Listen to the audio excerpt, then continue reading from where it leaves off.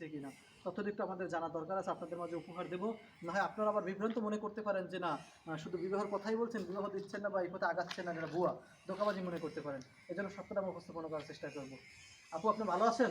জি, আলহামদুলিল্লাহ ভালো। আপনি কেমন আছেন? জি, আলহামদুলিল্লাহ ভালো। আপনার একটা ভিডিও শ্যুট করছিলাম আমরা, মনে আছে? জি, জি ভাইয়া মনে আছে। জি। ওই ভিডিও থেকে অনেকে আমাদেরকে বলছে যে এই মুন আপুকে আমি বিয়ে করব। এটা প্রায় হাজার হাজার মানুষ বলছে। তার ভিতর থেকে আমরা ২-১ জনে আমরা তাদের সাথে কথা বলছি আরকি। তারা আমাদেরকে বলছে যে আপনার সাথে দেখা করতে চায়। এখন আপনি কি বলেন?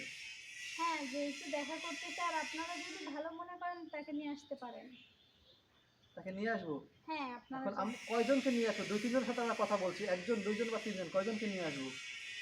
আসলে কে ভালো হবে কে মন্দ হবে সেটা তো আমি বলতে পারতেছি না। তাই আমি মনে করি যে মানে ওনারা আসলে ভালো হতো।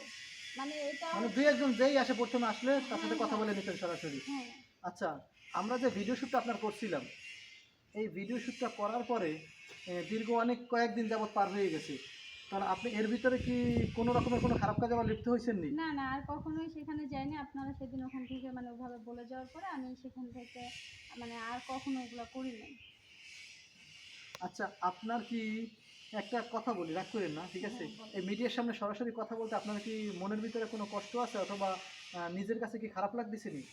না খারাপ লাগতেছে না, কিন্তু খারাপ এতদিন লাগতো। কিন্তু আজকে ভালো লাগতেছে যে হ্যাঁ, আমি একটা মানে ভালো জায়গায় আসছি বা ভালো পজিশনে এখন এই মুহূর্তে দাঁড়িয়ে আছি। আমার নিজের কাছে নিজেকে ভালো লাগতেছে।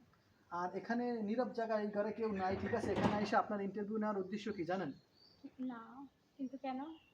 কারণ সবার সামনে রাস্তাঘাটে, আপনার এই ঘরের ভিতরে, আপনার আত্মীয়স্বজনের সবার সামনে যদি আমি সব কথাগুলো সব ইন্টারভিউর সামনে নিয়ে সামনে আপনি কথা নাও বলতে পারেন, বা এখানে অনেক রকমের অনেক কথা বলতেও আবার পারেন।